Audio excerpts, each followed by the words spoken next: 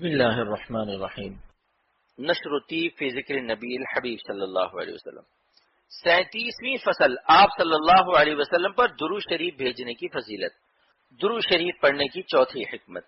نبی کریم صلی اللہ علیہ وسلم چونکہ بشر ہونے میں امت کے ساتھ مشترک ہیں اور بعض دوسری صفات مثلا مالداری وغیرہ میں امت کے برابر نہیں ہے، تو بعض لوگوں کے دل میں یہ غرور و تکبر پیدا ہو سکتا تھا کہ آپ صلی اللہ علیہ وسلم دنیاوی امور میں ہمارے ہم پلہ نہیں ہے،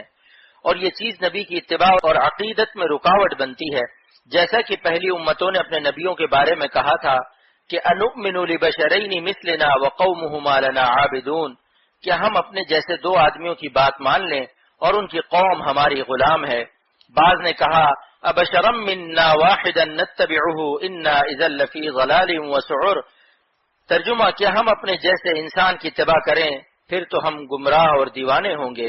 بعض بولے لولا نزل هذا القرآن على رجل من القريتين عظیم، ترجمہ یہ قرآن پاک مکہ و طائف کے کسی بڑے آدمی پر کیوں نازل نہیں ہوا۔ اس لیے درود شریف میں اس مرض کا پورا علاج ہے، کیونکہ اس میں آپ صلی اللہ علیہ وسلم کے لیے رحمت خاصہ کی دعا ہے، تو اس سے پتہ چلا کہ حضرت صلی اللہ علیہ وسلم رحمت خاصہ کے مستحق ہونے میں سب سے ممتاز ہیں۔ آپ صلی اللہ علیہ وسلم کا یہ امتیاز دوسری تمام امتیازی صفات سے بڑھا ہوا ہے۔